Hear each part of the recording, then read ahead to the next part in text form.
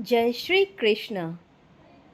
भगवान श्री कृष्ण कहते हैं कि कोई नहीं देगा तेरा साथ यहाँ, तुझे लड़ना भी खुद है और संभलना भी खुद ही है। महाभारत काल की बात है। एक बार कृष्ण और बलराम किसी जंगल से गुजर रहे थे। चलते चलते काफ़ी समय बीत गया और अब सूरज भी लगभग डूबने वाला था। अंधेरे में आगे बढ़ना संभव नहीं था, इसलिए कृष्ण बोले, बलराम, हम ऐसा करते हैं कि अब सुबह होने तक यहीं ठहर जाते हैं। सुबह होते ही हम अपनी मंजिल की ओर बढ़ चलेंगे। बलराम बोले, पर इस घने जंगल में हमें खतरा हो सकता है। यहाँ सोना उचित नहीं होगा। हमें जाग करके ही रात बितानी होगी। अच्छा, हम ऐसा करते हैं कि पहले मैं सोता हूँ और तब तक तुम पहरा देते रहो, और फिर जैसे ही तुम्हें नींद आए तुम मुझे जगा देना, तब मैं पहरा दूंगा और तुम सो जाना। कृष्ण ने सुझाव दिया। बलराम तैयार हो गए। कुछ ही पलों में कृष्ण गहरी नींद में चले गए और तभी बलराम को एक भयानक आकृति उनकी ओर आती दिखी। वो कोई राक्षस था। राक्षस उन्हें देखते ही जोर से चीखा और बलराम बुरी तरह डर गए। इस घटना का एक विचित्र असर हुआ। भय के कारण बलराम का आकार कुछ छोटा हो गया और राक्षस और विशाल हो गया।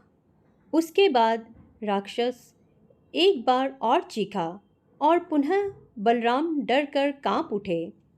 अब बलराम और भी सिकुड़ गए और राक्षस पहले से भी बड़ा हो गया। राक्षस धीरे धीरे बलराम की ओर बढ़ने लगा। बलराम पहले से ही भयभीत थे और उस विशालकाय राक्षस को अपनी ओर आता देख जोर से चीख पड़े, कृष्णा! और चीखते ही वहीं मूर्छित होकर गिर पड़े। बलराम की आवाज़ सुनकर कृष्ण उठे। बलराम को वहाँ देख उन्होंने सोचा कि बलराम पहरा देते देते थक गए और सोने से पहले उन्हें आवाज़ दे दी। अब कृष्ण पहरा देने लगे। कुछ देर बाद वही राक्षस उनके सामने आया और जोर से चीखा।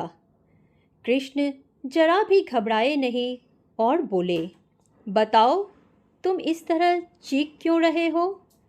क्या चाहिए तुम्हें? इस बार भी कृष्ण के साहस के कारण उनका आकार कुछ बढ़ गया और राक्षस का आकार कुछ घट गया। राक्षस को पहली बार कोई ऐसा मिला था जो उससे डर नहीं रहा था। घबराहट में वह पुनः कृष्ण पर जोर से चीखा। इस बार भी कृष्ण नहीं डरे और उनका आकार और भी बड़ा हो गया, जबकि राक्षस पहले से भी छोटा हो गया। एक आखिरी प्रयास में राक्षस पूरी ताकत से चीखा, पर कृष्ण मुस्कुरा उठे और फिर से बोले, बताओ तो, क्या चाहिए तुम्हें? फिर क्या था, राक्षस सिकुड़कर बिल्कुल छोटा हो गया और कृष्ण ने उसे हथेली में लेकर अपनी धोती में बांध लिया और फिर कमर में खोस कर रख लिया। कुछ ही देर में सुबह हो गई। कृष्ण ने बलराम को उठाया और आगे बढ़ने के लिए कहा। वे धीरे धीरे आगे बढ़ने लगे। तभी बलराम उत्तेजित होते हुए बोले, पता है कल रात में क्या हुआ था? एक भयानक राक्षस हमें मारने आया था। रुको रुको!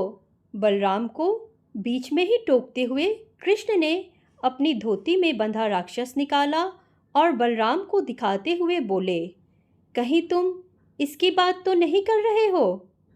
हाँ, ये वही है, पर कल जब मैंने इसे देखा था तो ये बहुत बड़ा था, ये इतना छोटा कैसे हो गया? बलराम आश्चर्यचकित होते हुए बोले। कृष्ण बोले, जब जीवन में तुम किसी ऐसी चीज से बचने की कोशिश करते हो जिसका तुम्हें सामना करना चाहिए, तो वो तुमसे बड़ी हो जाती है और तुम पर नियंत्रण करने लगती है। लेकिन जब तुम उस चीज़ का सामना करते हो जिसका सामना तुम्हें करना चाहिए, तो तुम उससे बड़े हो जाते हो और उसे नियंत्रित करने लगते हो। दोस्तों, ये राक्षस दरअसल हमारी ज़िंदगी में आने वाली चुनौतियाँ हैं। अगर हम इस चुनौतियों को टालते हैं तो यह और बड़ी हो जाती है। आखिर में ये हमें कंट्रोल करने लग जाती है। इसलिए हमें इनका साहसपूर्वक सामना करना चाहिए ताकि हम उन पर काबू पा सकें। इस प्रकार चुनौतियों का डट के सामना करने से वो छोटी सी हो जाएगी, जिससे हम आसानी से उन पर नियंत्रण कर सकते हैं और सफल हो सकते हैं। जय श्री कृष्णा। दोस्तों, कैसी लगी ये कहानी हमें कमेंट करके ज़रूर बताएं। और भी बहुत सारे हिंदी नैतिक कहानियाँ, नैतिक शिक्षा की कहानियाँ, मोटिवेशनल कहानियाँ, अच्छी कहानियाँ और प्रेरणादायक कहानियाँ सुनने के लिए हमारे चैनल को सब्सक्राइब ज़रूर करें। धन्यवाद।